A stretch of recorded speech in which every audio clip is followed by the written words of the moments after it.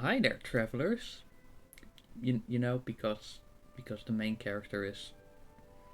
Anyway, this video is a little different from usual. As you might know, Teyvat is rich in culture and history, and so we will be taking a look at all of the settlements in Genshin Impact, both abandoned and inhabited, starting with Mondstadt and Liyue, giving basics on the settlements and details on abandonments where possible. Now, I tried to be as inclusive as possible, but I also want to avoid counting any loose house as its own place. So for starters, these three sets of rooms in Chenyu Vale, together they could count, but with how separated they are, none qualify. The same is true for this set because of the cliff. These houses because of distance from the fishing village, Mondstadt's nameless island, Thousand Winds Temple, and after careful consideration, I determined Wangshan Hall to fall just a bit short as well. Additionally, I'm not counting domains, tents and camps. At the end I'll show a full list with maps, and also some thanks to BRevity for making some of the map improvements shown later. Starting with Old Mondstadt, ruled by Decarabian. Originally called Mondstadt, but with the new capital taking its name, this one needed to be distinguished in some way, so put old in front of it and it does the trick. Well, a common joke in the community is that everything was 500 years ago. There's still quite a rich history before that. Old Mondstadt was abandoned roughly 2600 BT, that's before Traveler, with 0 being the start of the game. Although the place was abandoned following Decarabian's defeat, it was still perfectly inhabitable. But new leadership, Barbatos, also known as Venti, or the Green Twink from Mondstadt, led the people to start living in Cider Lane. Now on to Mondstadt, the hustling and bustling capital of the region, sharing its name, because it's apparently too difficult to even add city to it. Like, at least Sumeru and Inazuma added city to the name, but Mondstadt was just like, yeah, no, this is fine. The place where our journey started, and where we are called back to in 5.6. Both the knights and the church are based here, yet the atmosphere of freedom is there, unstifled by their presence. Springville, a cozy village south of the capital and east of the winery, with the finest of spring water thanks to Calero. So I might be butchering the pronunciations of these names, just so you know. The people here are living mostly from hunting, fishing, gathering and farming. Next up, Salvindaknir, the Hall of Wind. Even finding the name was an effort, since nowadays it's called the Entombed City. A tragic place with a tragic tale. It used to be lush and welcoming, until at the end of the War of Vengeance, roughly 6000 BT, a nail fell from the sky, damaged the ley lines, caused harsh permafrost, and took the lives of many. If only the princess's gift could have shown a helpful vision to save them, rather than the sight of a future they would never meet. Finally, Dawn Winery, likely at the center of Mondstadt's economy, with production growing so large that it turned into a settlement of its own. Situated near the border with Liyue, it's in a prime location for international trade as well. Ending here would be a bit short with only 5 settlements, so we're checking out Liyue as well. Possibly the most settlement-rich region, with 5 times the settlements. Though in this video we're not going into the chasm just yet. Qiongji village, a farming village, once lively, but now mostly inhabited by the elderly, so not quite abandoned just yet. It is one of Liyue's 5 active settlements. Despite the festering remains of a large creature being below it for ages, the village remained largely unaffected, and the cleanup was successful. Guiwang Hill, the settlement with the most recent known date of abandonment in Liyue. An incident with the border between life and death itself, approximately a decade ago, caused the village to flood and get polluted by Vitor. Well, one of these on their own maybe could have been dealt with. The combination ensured low interest in rebuilding, and sealed the abandonment. Ancient Bishui. These ruins have no known name, but clearly stem from ancient times.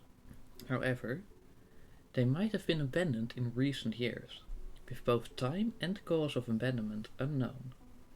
This is the first truly mysterious settlement in Liyue. Zal Terai, a once great land, reduced to but a single city in the heat of the Archon War, after Havria was forced to make a lot of concessions.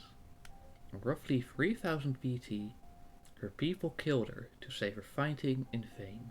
This caused all of those nearby to become fossilized by salt in moments, as a result of her salt powers.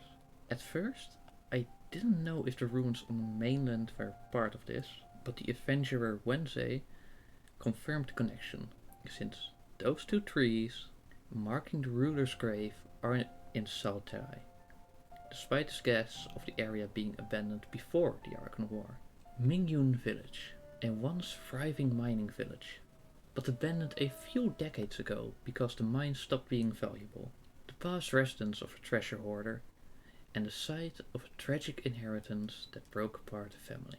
Gili Assembly, a massive city in its prime and highly technologically advanced, but abandoned about 3700 BT as the result of a heavy attack in the Archon War.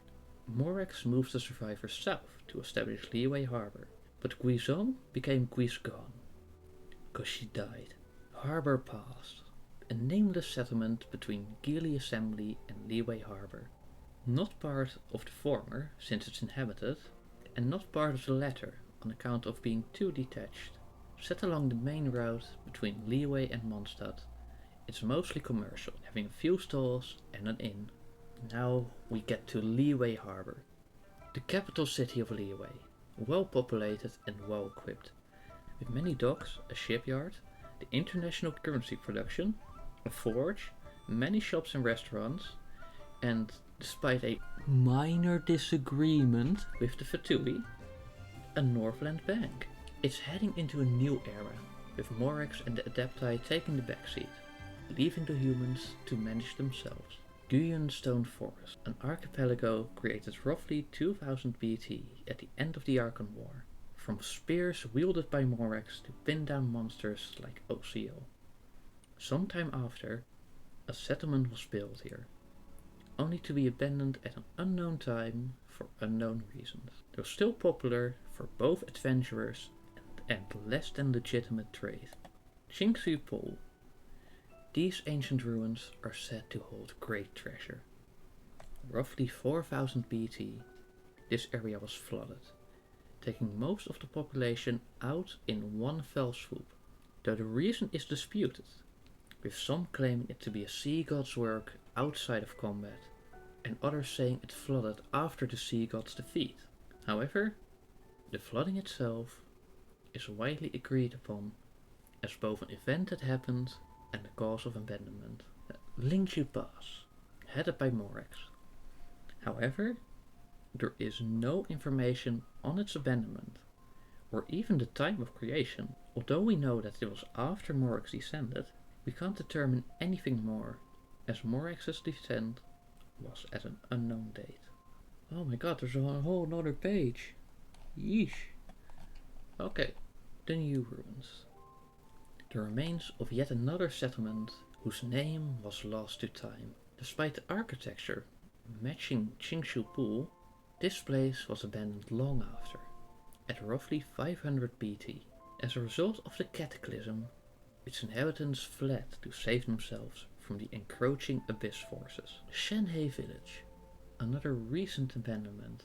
While its name is unknown, we know it was the village where Shenhe spent her first few years. After her father's crazed attempt at trading life, all he got was further loss. Shenhe persevered against the evil god her father tried to sacrifice her to, until it was successfully defeated. Its remains subsequently polluted the area, forcing the rest of the villagers to leave. Qiongji Valley, a once grand settlement that flourished, until over at the Chasm they delved too greedily and too deep, and you know what they awoke in the darkness of the mines: Geo and Flame. though Azdaha also controls ice, water and electricity. Roughly 1000 BT, miners unintentionally damaged the ley lines, causing Azdaha to attack Qiongji Valley, which made the survivors leave. Mountain Village, another settlement shrouded in mystery. Located in the center of Minlin, overlooking Qiongji Valley, this place has no known history. As such, cause and time of abandonment are as unknown as its name. Keyun, located in the corner between Qiongji Slope and Jeon Karst. This place has little more known of it than Mountain Village and ancient Bishui, but we know Bishui stored his treasures here, to be claimed by an adventurer who could undo the seal. Fishing Village, a village on the side of the river, close to Wangshu Inn. While the death of the chief influenced things a bit, the main reason for abandonment was poverty, resulting from a steep decline in the fish population. While at first I had no clue on the time of abandonment, Beidou's hangout tells us she lived here when she was young, which puts the date of abandonment at just a few decades BT. Liu Hua Pool, after careful consideration, I determined it just barely counted as a settlement. While beautiful both close by and from afar, the time and cause of abandonment are as unknown as those of Liyue's other mysterious settlements. With Qiaoying Village, we're heading into the final section of the surface settlements in Liyue. Known for its exquisite tea farming, it's key to Chenyu Vale's trade and a prime tourism hotspot.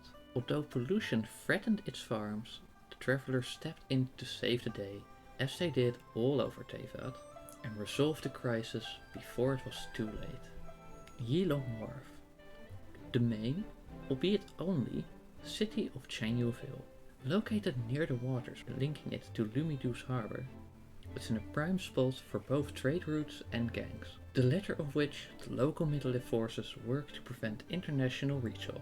Though not quite on the level of Fontaine's, it features a lift system to bring cargo up and down the waterfall, ensuring relatively smooth transport, despite the terrain's challenges. Xizang Wall, established well after the chasm was abandoned following the Spirit Stone's landing. This is the oldest settlement known to be related to Fuyin. While Middle-Earth presence has been noted as per the storage map, both its text and design don't outright show this to be from a time when the city was still inhabited. As such, we can't narrow down the time of abandonment to be after the establishment of the Middle-Earth, and we can only determine it to be less than 6000 BT. As for the cause, not so much as a hint. That is it for the first round of Teyvat Settlements. Tune in next time, where we delve underground and across the seas, visiting the Chasm and Inazuma respectively. If you made it this far, consider liking, correcting me in the comments, or telling me which settlement you found the most interesting. It just might be mentioned in the next video. Ad Astra, Abisosk.